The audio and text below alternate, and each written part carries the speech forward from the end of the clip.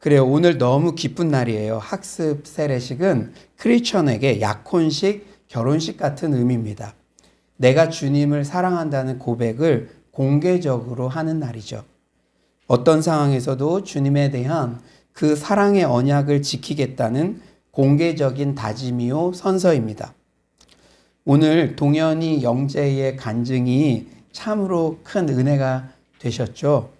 무엇보다 말씀이 그들의 삶을 이끌고 있고 인격적으로 하나님을 경험하고 있다는 사실에 참 큰 감동을 받았습니다. 우리도 용서하기 어려운데 오이코스 모임 가운데 기도하다가 무슨 혐의가 있거든 용서해라. 그 말씀 그대로를 순종하고 이런 모습들이 너무나 저에게 큰 감동으로 다가왔습니다. 이렇듯 진솔하고 정직한 간증은 사람들의 마음에 감동을 주며 닫혀 있던 마음을 주님께로 열게 합니다. 그런데 오늘 함께 읽은 성경 본문은 바울 간증의 모범 샘플이에요. 지금 어떤 상황입니까? 바울은 예루살렘 장로단의 제안을 받아들여 유대인들의 오해를 풀기 위해 정결 예식에 동참합니다. 그런데 예루살렘 성전에 서 있는 바울을 보고 유대주의 일당들이 드디어 일을 냅니다. 바울을 붙잡아서 폭동을 일으키죠. 당시 예루살렘의 보안사령관 로마 천부장은 일단 바울을 체포합니다. 난폭한 폭도들의 행동으로 보아 분명히 기획된 폭동이었죠. 시끄러워질 것을 예감하고 일단 체포하죠. 바울은 군인들에게 둘러매어져서 병영 안으로 들려가기 일보 직전입니다. 지금까지 사도행전 강해설교를 들었던 그 내용이죠. 그런데 바울은 이 기회를 놓치지 않아요. 연설할 기회를 천부장에게 얻어 유창한 히브리 말로 자신이 누구이며 왜 이런 일이 벌어졌는지 개인 구원 간증을 합니다. 바울은 이렇듯 때를 얻든지 못 얻든지 복음 전파에 올인한 인생이었어요. 바울의 개인 간증을 묵상하면서 받은 몇 가지 은혜의 포인트들을 오늘 이 시간에 나누기를 원합니다. 우리 영재 동현이가 귀한 간증을 했는데 나의 간증은 어떻게 할 것인가? 이 바울의 간증을 보면서 주시는 은혜의 포인트들을 우리가 한번 살펴봤으면 좋겠습니다. 첫 번째로 우리는 각자 창조, 타락, 구속의 스토리를 가지고 있다는 거예요. 우리 스스로는 각자 창조, 타락, 구속의 스토리를 가지고 있습니다. 성경적 역사관에서는 성경 전체의 스토리를 한마디로 구속사라고 하죠. 하나님께서 당신 스스로 지으신 이 세계를 회복시키는 과정이라는 말입니다. 하나님께서는 이 세상을 창조하시고 인간이 타락하고 하나님이 자기를 위하여 새로운 백성을 창조함으로 역사에 다시 들어오시고 그리고 마침내 깨지고 손상된 세상으로부터 그리스도를 통하여 새로운 피조물을 만드시는 것에 대한 이야기입니다. 그런데 여러분 한번 잘 생각해 보세요. 이 창조, 타락, 구속의 스토리는 온 인류뿐 아니라 우리 각 개인에게도 적용이 됩니다. 여러분 한번 지금 잠깐 한번 생각해 보세요. 여러분이 태어나셔서 죄 가운데 있었다가 하나님께서 나를 선택하셔서 교회를 만나게 하시고 복음을 듣게 하시고 그리고 하나님의 사명에 따라서 이렇게 구원받은 백성으로 살아가게 하신 창조, 타락, 구속의 스토리가 우리 각 개인도 다 가지고 있다는 것이죠. 이 정확한 샘플이 바로 오늘 본문에 나오는 바울의 개인 간증입니다. 우리 3절을 한번 다 같이 온라인으로 들으시는 분들도 큰 목소리로 한번 읽어볼까요? 3절입니다. 시작. 나는 유대인으로 갈릴리아 다수에서 났고 이 성에서 자라 가마리엘의 문화에서 우리의 조상들의 율법에 엄한 교훈을 받았고 오늘 너희 모든 사람처럼 하나님께 대하여 열심히 있는지라. 예, 자신이 어떻게 태어났는지 창조의 이야기죠. 그런데 이 이야기는 바로 타락의 이야기로 전환됩니다. 우리 4절도 한번 다 같이 읽어볼까요? 4절입니다. 시작. 내가 이 돌을 박해하여 사람 나는 주기까지 하고 남녀를 결박하여 옥에 넘겨놓으니. 예, 이후로 바울의 간증은 놀라운 구속의 스토리로 이어집니다. 6에서 8절은 이렇게 말씀하세요. 가는 중 다메섹에 가까이 갔을 때 오정쯤 되어 호련히 하늘로부터 큰 빛이 나를 둘러 비치매 내가 땅에 엎드려져 들으니 소리 있어 이르되 사울아 사울아 너가 왜 나를 박해하느냐 하시거늘 내가 대답하되 주님 누구시니까 하니 이르시되 나는 너가 박해하는 나사렛 예수라 하시더라. 바울이요 드디어 부활의 주님 예수님을 만난 겁니다. 예수 믿는 자를 죽이기까지 하던 타락했던 바울이 부활의 예수님을 만나서 사명자로 변화가 되어요. 우리 21절을 한번 다 같이 한번 읽어봅시다. 시작. 더러 또 이르시되 떠나가라 내가 너를 멀리 이방인에게로 보내리라 하셨느니라. 사랑하는 여러분, 바울뿐 아니라 우리 각자도 이런 창조, 타락, 구속의 스토리를 가지고 있습니다. 제가 젊지만 목회의 연수가 더해질수록 성도님 한 분 한 분의 삶을 더욱 세심하게 헤아리려고 노력해요. 우리 러브키트 사역할 때 그 집들 봤잖아요. 한 집에 막 12세대가 있기도 하고 다닥다닥다닥 그렇게 판잣집처럼 있는데 저는 그런 집들을 볼 때마다 그냥 우리는 지나치기 쉬운 집들이지만 그 한 집 한 집마다 스토리들이 있지 않겠습니까? 우리 아이가 대학에 합격했을 때 기뻐하기도 했고 또 부부가 싸움해서 요새는 또 여러 가지 갈등들이 많으니까 그때 자녀들이랑 함께 막 울기도 했고 또 결혼을 보내면서 취업을 보내면서 기뻐하기도 했고 결혼한 후에 또 힘들어해서 슬퍼하기도 했고 그냥 쓱 지나간 그 집이지만 그 판잣집 같은 한 방 한 방에 인생의 무게가 담겨 있는 그러한 스토리들이 있다는 것이죠. 제가 나이가 한 살 한 살 목회를 1년 1년 하면서 좀 철이 드는지 그런 인생의 스토리들에 제가 집중하게 되고 또 여러분 한 분 한 분을 무리로 보지 않고 한 분 한 분을 존중하게 해달라는 그런 기도를 자주 드리곤 합니다. 그리고 매주일 송축하리라 임례송 드릴 때마다 제가 한 분 한 분을 바라봐요. 지난 일주일 동안도 이분에게는 어떤 스토리가 있을까 생각하며 오늘 예배를 통해 그래도 여전히 하나님께서 이분의 인생 가운데 개입하시며 구속의 스토리를 써내려가고 계시다는 사실을 인식하고 그 사실의 소망을 발견하고 돌아가게 해달라고 마음속으로 기도합니다. 여러분, 제가 멘토링 과정 이런 거 할 때 13주인데요. 성도님들이 평안을 누리고 성장하는 걸 보게 돼요. 그런데 좀 외람된 말씀이지만 제가 평생 멘토링 할 수 없잖아요. 24시간 여러분들 뒤를 쫓아다닐 수 없잖아요. 지금도 풀타임으로 제가 여러분들 한 분 한 분 어떻게든 말씀 가운데 세우려고 하는데 여러분들을 24시간 제가 계속 애프터 서비스 할 수 없잖아요. 그러나 주일 예배 때 올 때도요. 저는 그런 목표를 가지고 있습니다. 하나님, 우리 성도님 한 분 한 분이 여전히 하나님께서 내 인생 가운데 창조, 타락, 구속의 스토리를 써내려가고 있다는 그것을 저의 메시지를 통해서 우리 청년팀의 찬양을 통해서 우리들의 표정을 통해서 그것을 느끼고 돌아가게 해주세요. 그렇게 매주마다 여러분 한 분 한 분을 놓고 기도합니다. 사랑하는 여러분, 하나님은 지금도 여러분의 인생 가운데 창조, 타락, 구속의 스토리를 써내려가고 계십니다. 오늘 예배 시간을 통해 여전히 의로운 오른손으로 나를 붙들고 계시고 광야 같은 인생길에서도 나를 안으사 보호해 주시는 그 하나님의 사랑을 다시 한번 생생히 느끼게 되는 기회가 되기를 소망합니다.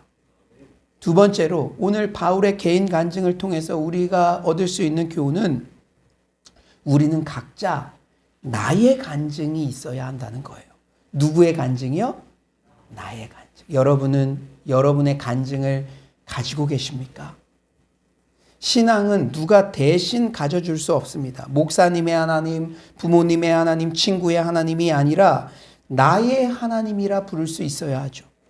십자가와 부활의 주님을 인격적으로 만나 그동안의 죄를 다 회개하며 눈물 콧물 다 흘리며 나를 불쌍히 여기소서 내가 어찌하오리까 외마디 탄식을 내뱉던 그 밤의 경험, 나만의 담에색의 경험이 있어야 합니다. 우리 7에서 8절 한번 다 같이 한번 읽어볼까요? 큰 목소리로 7에서 8절입니다. 시작.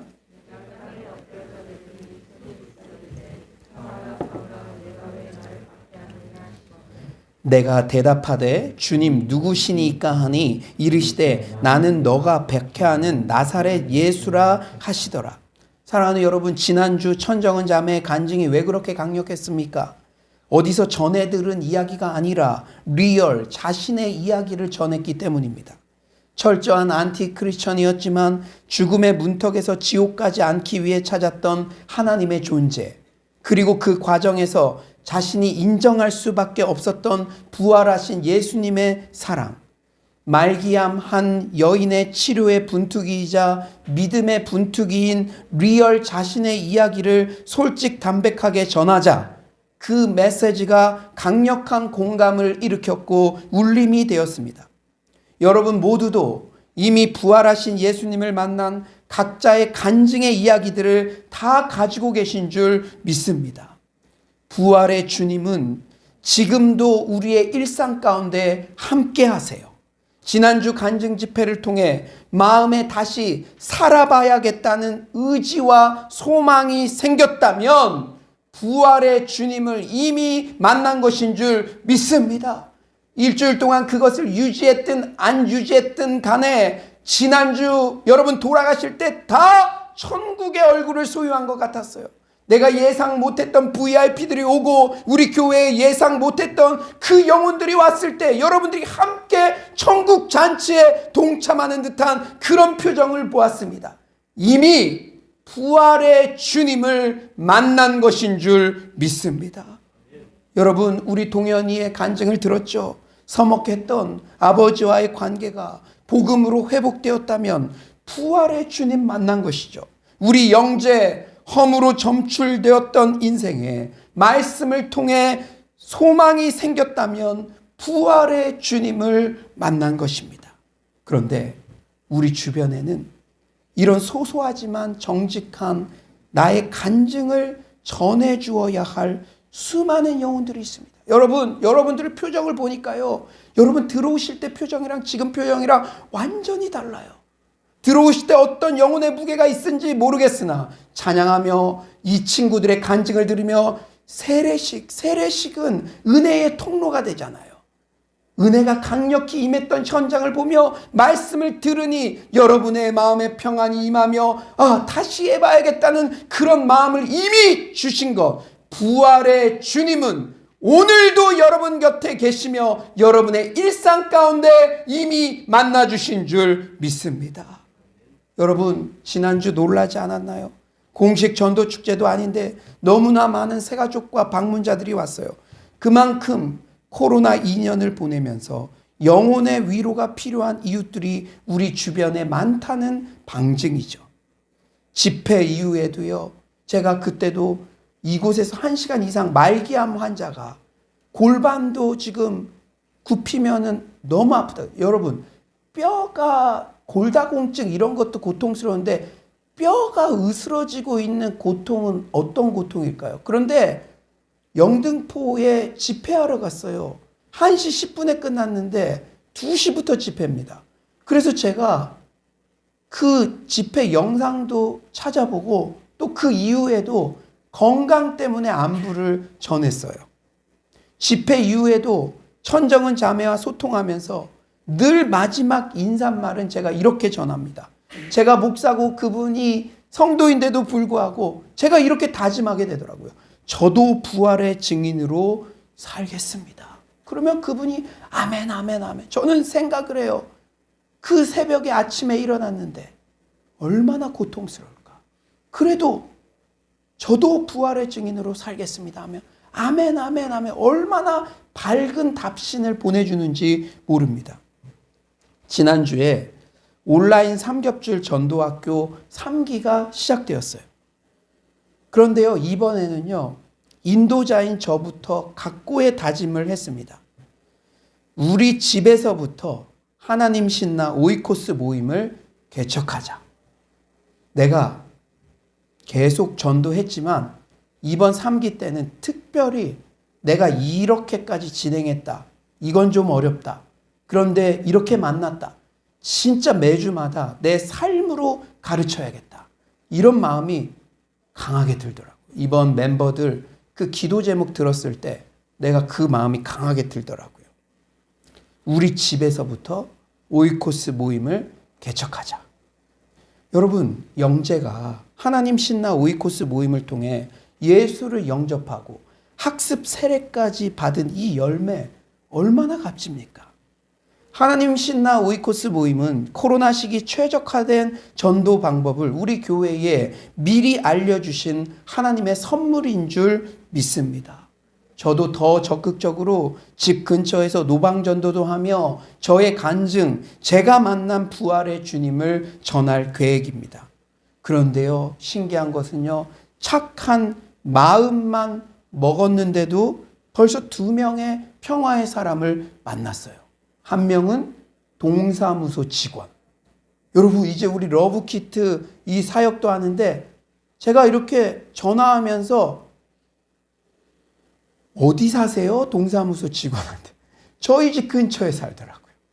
그리고요, 수영로 교회의 부목사님을 자기가 제일 존경한대요.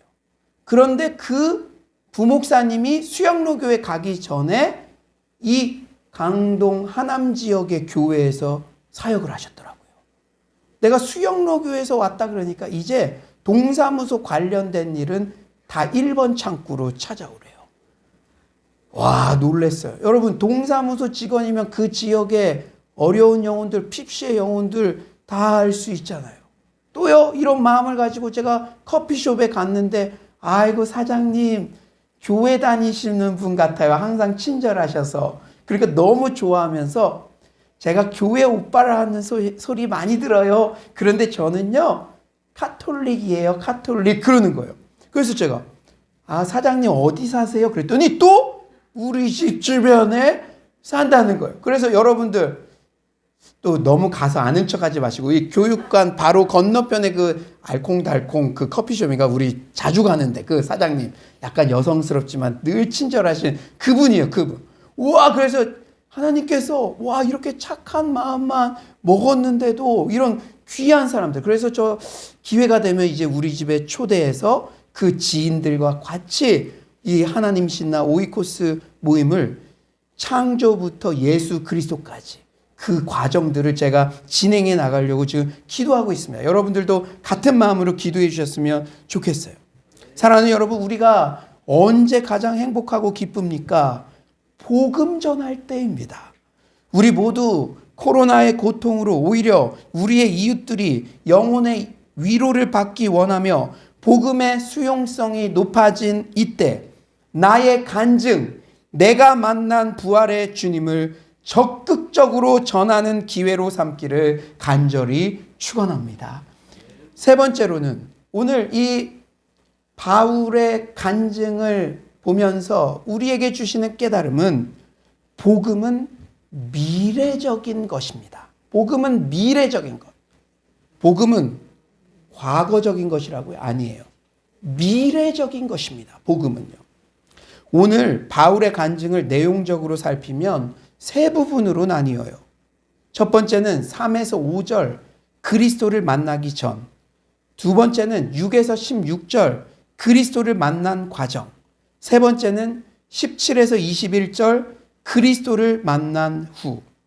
여러분, 놀라운 것은 예수 만나기 이전의 모습은 3절로 압축되어 있고 예수 만난 과정과 그 이후의 삶이 16절이나 할애되어 있습니다. 제가 무릎을 딱 쳤어요. 제가 수영로 교회 가서 참 우리 정필도 원로 목사님께 목회의 진수들을 배웠는데요. 제가 배운 것 중에 딱 하나가 많지만 간증을 할 때 이게 자칫 잘못하면 은혜의 간증이 되지 않고 묶이는 간증이 될 수 있다. 우리 성도들에게 간증을 지도할 때도 꼭 이렇게 지도를 해주세요. 이렇게 저희들에게 알려주셨어요. 뭐냐? 예수 믿기 전의 상태는 그냥 짧고 간결하게 추상적으로. 여러분, 만약에 오늘 세례식 왔는데 제가 사람을 죽였습니다. 저는 항상 간음을 하던 자였어요. 이런 얘기하면요. 이 사람들이 수용할 만한 관계가 되고 성숙도가 되어야 그런 것들은 목사님과 같이 깊은 기도 가운데 그런 거지 감당이 안 됩니다. 그러므로 우리가 예수 믿기 전의 과정은 짧지만 축약적으로, 특히 이렇게 공개적으로 간증할 때는. 그러나 예수 만난 과정과 그 이후에 어떤 변화된 삶을 살고 있는지 그것에 대해서 집중하고 포커스를 맞추어서 간증을 하게 해야 합니다. 그런데 제가 그냥 그걸 목회의 그냥 명심 보감처럼만 생각했는데 오늘 본문 말씀을 준비하면서 정말 성경적이구나. 바울의 개인 간증의 모범적인 샘플도 그렇게 구성되어 있잖아요. 그러므로 늘 우리 허진호 장로님은 너무 잘 아시겠지만 수영로 교회에 DNA가 있습니다. 과거는 묻지 말고 일하세요. 왜냐하면 하나님은 우리의 과거 모두를 잊을 만한 능력이 있으시지만 인간들은 그런 능력이 없기 때문에 믿음이 좋을 때는 그것을 잊을 만하나 믿음이 떨어졌을 때는 그것을 계속 생각하는 거예요. 제가 저랬던 애래. 여러분 제가 늘 말씀드리죠. 신혼여행 가서도 우리 자매들 정직해진다고 남편한테 첫날 밤에 나는 그 녀석을 5년 전에 만났고 이런 것까지 해봤고 그거는 정직한 게 아니라 지혜가 없는 것입니다. 왜? 하나님께 회개하면 하나님께서는 죄를 도말해버리시고 기억도 않으신다는 그 복음의 가장 기초적이고도 핵심적인 진리를 선포하셨는데 그 이미 하나님이 기억도 않으시는 것을 자기가 끄집어내서 남편에게도 말하고 주변 사람들에게도 말해서 오히려 올무로 잡혀서는 안 된다는 것이죠. 사랑하는 여러분, 오늘 바울이요 이 모범적인 간증을 보여주고 있어요. 이 내용 구성은 우리의 신앙생활에도 중요한 인사이트를 줍니다. 우리 주변에는 이미 예수를 믿었는데도 과거의 죄에 묶여 옴싹달싹 못하는 안타까운 인생들도 발견하게 됩니다. 하지만 복음은 미래적인 것이에요. 만약 바울이요 스데반 죽였던 과거의 죄만을 생각했다면 그는 복음 사역을 왕성히 감당할 수 없었을 것입니다. 여러분 바울을요 인간적인 면으로 볼 때는 복받은 사람이 아니라고 생각할 수도 있겠죠. 병도 낫지도 않았고 그리고 늘 고난을 당했습니다. 그런데 그 병과 고난을 내가 스데반 죽였던 죄 때문에 그런가 보다 그것만 몰두했다면 1, 2, 3차 전도 여행을 할 수가 있었겠습니까? 나는 표대를 향하여 달려간다. 과거에 후회가 많을수록 하나님 앞에 정직하게 회개하고 이제는 미래의 사명을 향해 달려가는 것이죠. 제가 고백했어요. 제가 청년 대학생들 왜 이렇게 관심을 가지고 여러분들을 지원하려고 합니까? 내 청년 대학생 때께 후회되는 일이 많기 때문이에요. 그 후회로 그냥 한탄하면서 사는 게 아니라 하나님 내 과거는 돌이킬 수 없지만 주님 앞에 회개했으므로 이제는 그 모든 에너지를 다른 청년들, 다른 자녀들 똑같은 실수하지 않고 그들이 하나님 앞에 바로 서는데 제가 더 헌신하겠습니다. 이런 마음, 이런 태도를 하나님께서 원하시는 줄 믿습니다. 하나님의 마음이 어떤 것인지를 헤아리기 위해서는 여러분이 여러분의 자녀가 어땠으면 좋겠느냐, 그거 보시면 다 헤아려집니다. 여러분, 여러분의 자녀가 뭐 잘못을 했어요. 엄마 아빠한테 죄송합니다. 그렇게 하면 엄마 아빠는 품어주고 열심히 공부하고 살면 그게 좋은 것이지. 내 자녀가 어제도 용서했는데 나 잘못했어요. 그리고 나쁜 일 있을 때마다 그때 잘못했던 것 때문에 내가 그런 것 같아요. 맨날 방 안에만 틀어박혀 있어서 우울한 모습으로 있다면 어떤 부모가 그것을 기뻐하겠습니까? 사랑하는 여러분, 하나님이 우리를 향한 마음은 재앙이 아니라 평안이라는 사실을 여러분 잊지 마시기 바랍니다. 사랑하는 여러분, 천정은 자매를 우리가 생각해 봅시다. 그 천정은 자매가 왜 내가 말기암 걸렸을까? 끊임없이 그 원인 분석만 하고 나는 저주받은 인생이다, 조상 탓, 자기 탓, 원망만 하고 있다면 그녀는 점점 침울해지고 병세가 더욱 악화되었을 것입니다.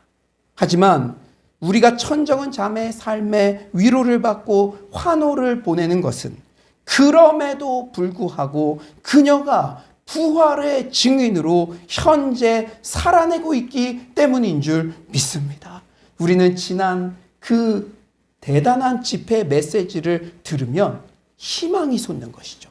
나도 미래에 부활의 증인으로 살아내겠습니다. 그 희망의 메시지를 들었기 때문에 우리가 그렇게 기뻤고 우리 안에 평강이 넘쳤는 줄 믿습니다.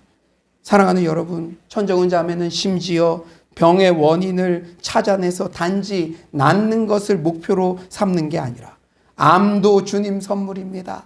재발도 주님 선물입니다. 담대하게 고백하며 살든지 죽든지 주님께 영광을 돌리며 살고 있습니다. 로마서 8장 1절은 분명히 말씀하세요. 이 복음의 말씀 우리 큰 목소리로 확신을 가지고 다 같이 한번 읽어봅시다. 시작. 그러므로 이제 예수 안에 있는 자에게는 결코 정죄함이 없나니. 정죄함, 카타크리마라는 단어는 단죄 또는 저주와 같은 의미예요.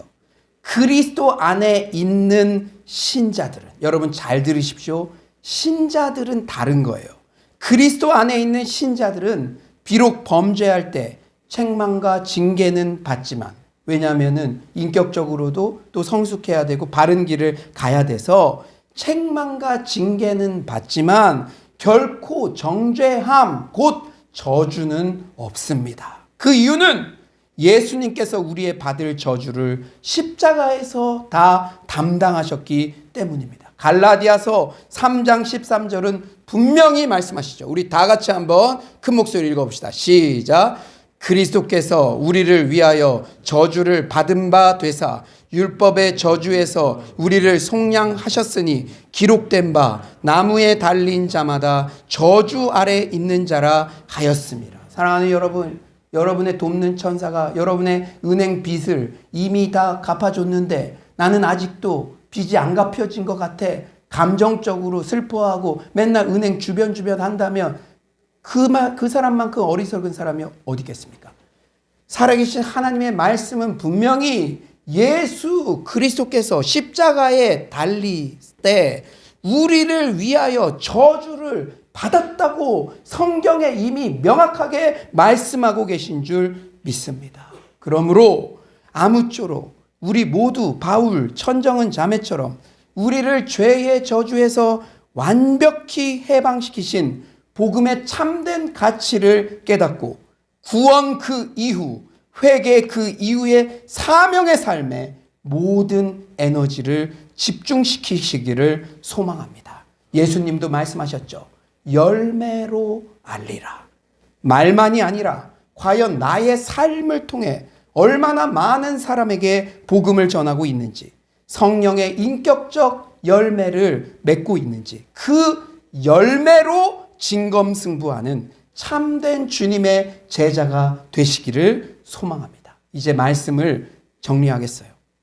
오늘도 하나님은 여전히 여러분 각자를 향한 창조, 타락, 구속의 스토리를 써내려가고 계십니다. 여러분들이 죄책감 때문에 발목 잡혀있던 그런 사람 있지 않습니까?